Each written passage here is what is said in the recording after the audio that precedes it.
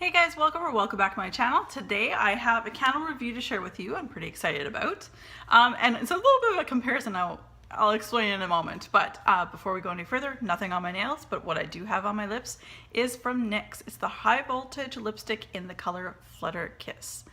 And I love this, but I just wish the packaging was better because I always find the lid somewhere in my bag and the remainder somewhere else. Anyway, first world problems, right?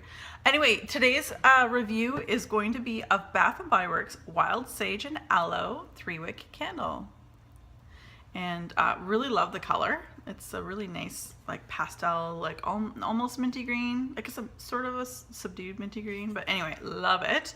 And I got the sent no description because I'm actually burning a candle from Bath & Body Works where it's still posted on their website. Yay! Because in Canada we do not have the scent descriptions down below, but we have like 4 or 5 languages telling us and explaining to us the importance of candle burning and safety. Anyway, so here's the candle here, and they describe this. Bath & Body Works describes Wild Sage and Aloe as a refreshing aloe water, agave nectar, desert sage, and black oak. Now, interestingly enough, the thing I'm going to compare this to, I'm going to post on my Instagram, which is Canada Kim 1978. Canada is spelled with a K.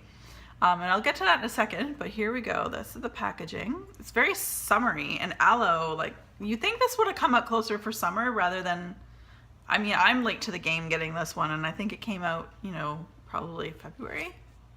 Okay, so scent appeal actually was suggested to me by my friend Brita, who was like, yeah, you should try this one out. So I bought 2, one for my collection and one to burn. So yeah, it's got a perfume note. I would say it's very perfumey, but it was very refreshing, very nice. So I'm going to show you right now. I am about here. So scent appeal on cold, I would probably give it a 7. I'm not normally one for perfumey scents, but I trusted my friend's judgment, and I was absolutely, you know, I'm always all about trying something new. This batch is an A1 at the bottom, so that's that. Just a regular lid. Ooh, you can see outside. Anywho, I've been burning it now for almost a week, and it should be done by now. But I got puny wicks. I got PWS, you guys, again. It seems like as soon as I hit half, like I said, I'm down to about here, but as soon as I hit half, it seems to like, it barely burns, it barely pulls out. It actually takes about an hour and a half to 2 hours to pull out at this point.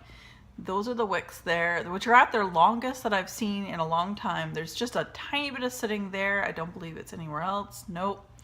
How would it? Because there's been hardly any flames.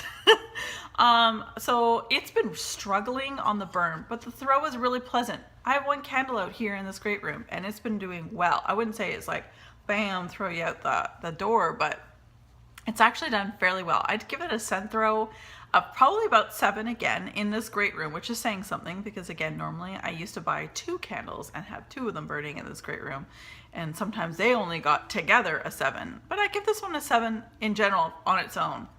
Now, as far as the description that it gives here, I don't know what desert sage smells like per se. I mean, I'm from part of the only desert in Canada originally, other than the tundra up north.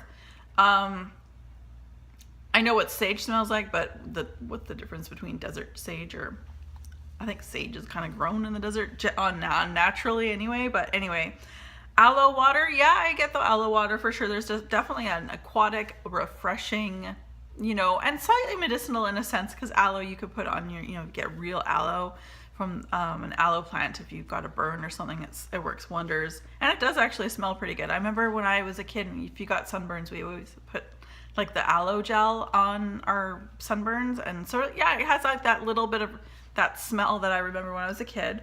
Agave nectar, I have no idea. And black oak, I didn't get any wood-like fragrance out of this whatsoever. But so I will throw up a picture up on my Instagram that I found just sort of searching, because I'm like, I know, okay. Back in my day, I used to work in retail. I was a retail gal for many years. And one of the places I worked in Canada was a clothing company called Roots. Now, most people in the world actually know Roots because they became famous around the world when they designed the athletes' clothing for Canada, and then the United States, and then the UK for the opening closing ceremonies of any Olympics, summer, winter, it didn't matter. So anyway, I used to work there, but Root Canada had so many different things outside of clothing, but one line that they did have was perfume or cologne.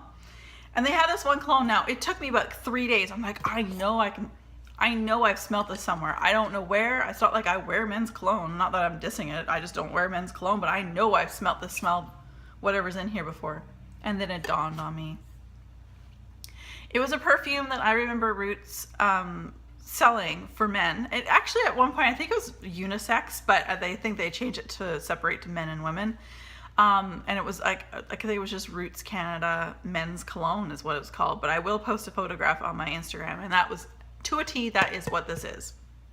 So it's just refreshing men's cologne that borderlines unisex. I think that's probably the best way I can really say it. The send note descriptions, I mean, half the descriptions Bath & Body Works gave for this one, I would be like, nah, I didn't smell any of that. So that's what I'm going to say about this. And I really liked it. Would I repurchase it?